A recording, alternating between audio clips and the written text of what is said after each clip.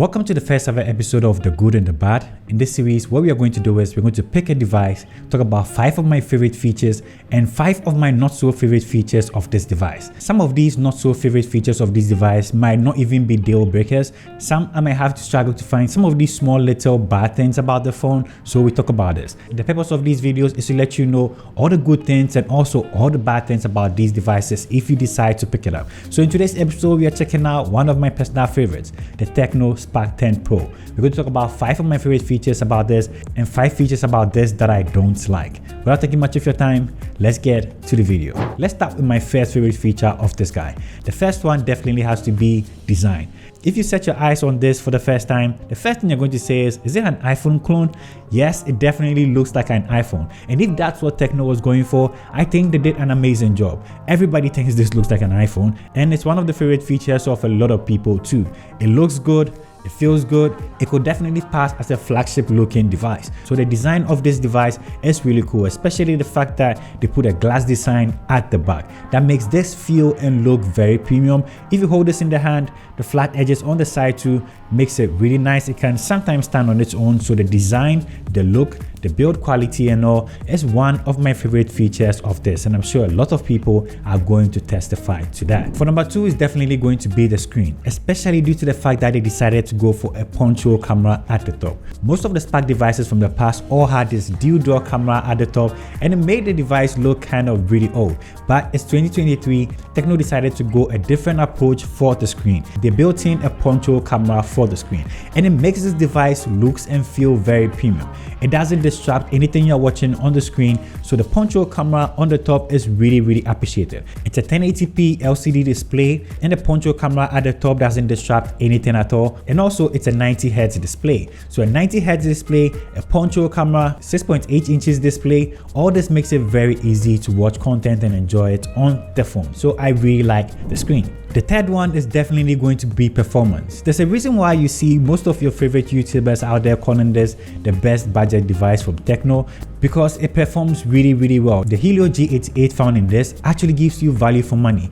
If you like playing games, you can do almost everything with this. For day-to-day activities, this actually runs smoothly. This has been one of the best performing budget devices. For the price of 2000 Ghana cedi-ish, this is actually very good the way it performs. So the Helio G88 chipset that is found in here, the RAM and the storage and all, makes this one of the best performing budget devices out there. So if you're worried about performance, you want one of the best performing devices from Tecno right now, this can actually be the device you want to pick up. It's not going to break the bank, it's very affordable, so for the performance, I really recommend it.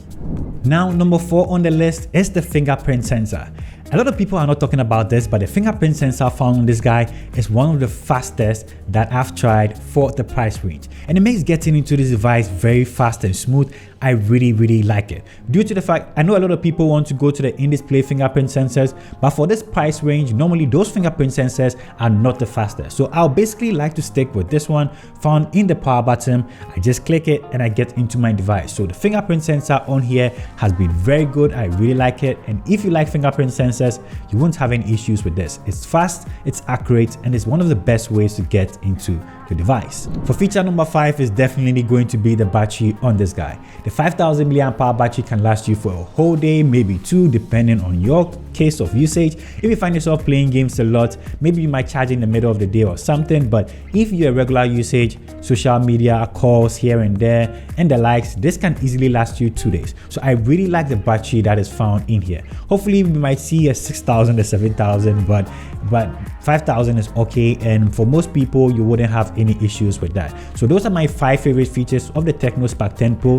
Now let's go to 5 of my not so favorite features of the Tecno Spark 10 Pro. So for the first one is definitely going to be the fact that we don't have a wide angle camera on this. Yes, the design looks cool. It looks like a triple camera setup at the back, but there's no wide angle camera. There have been so many situations that I've wanted to capture more in my picture and I couldn't get that. This is just, the main sensor is a 50 megapixel sensor. The rest is just AI and a flash. And if you want to capture more in your pictures, you're not going to get, you have to walk all the way back to get it. But if you don't have space, that is going to be a problem. So Tecno, next time, change one of these actually into a wide angle camera, we are really going to appreciate that. So that is the first one for today's list. The lack of a wide angle camera is definitely one of my dislikes about this device. And for my dislike number 2 is going to be bloatware. Okay, I have to say the bloatware on this wasn't so much, but there are still some applications on here that you can't uninstall. And I'm saying this because have you seen their new device, the V Fold? They actually don't have bloatware on there. So that means if Tecno wants to take off all these bloatware on this device, they can actually do it. But they decide to keep it for these devices. Maybe that's why they're able to reduce the price of these devices. But Tecno, like, it's 2023.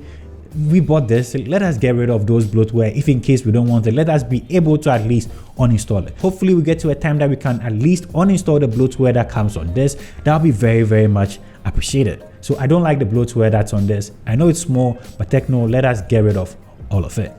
The next one is definitely going to be OS support. I tried so hard to find out how long this is going to be supported by Tecno. Other devices are now giving about 4 years of OS support, so we can't actually say how long we're going to get OS support and security update for this. So Tecno, please come out, let us know how long or how many years we can actually use this for. If it's 2 years or 3 years, just let us know so we don't keep wondering or thinking, oh, this might not be able to be functioning well in the next coming 3 years or 4 years. So if you know clearly how many years of OS support we are going to have, come out with that. We'd definitely like to know. It gives us some form of security knowing our phone will be functional in the next 2 or 3 years. So we please want to know that. That's for number 3. Now let's go to number 4. So the feature number 4 in this device that I feel is lacking is lack of a stereo speaker setup.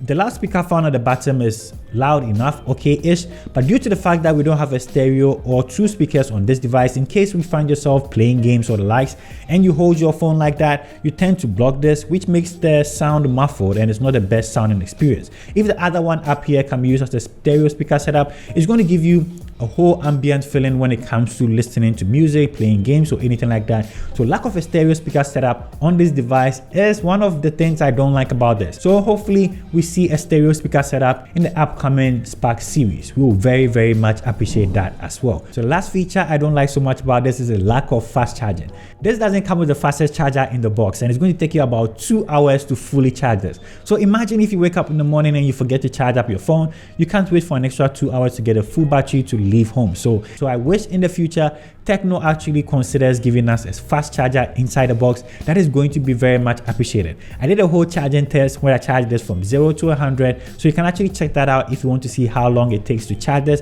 but it's roughly about 2 hours with the charger that comes in the box. So these are my top 5 favorite and not so favorite features of the Tecno Spark 10 Pro. If I missed anything at all that you think I should have included in this list, let me know in the comment section down below. And do you agree with me with what I pointed out in this video? Yes or no? Let me know in the comment video as well. Subscribe to this channel for more content like these. I'm going to be making more of these. Let me know what you think about this and I'll see you in my next episode. Peace. I'm out.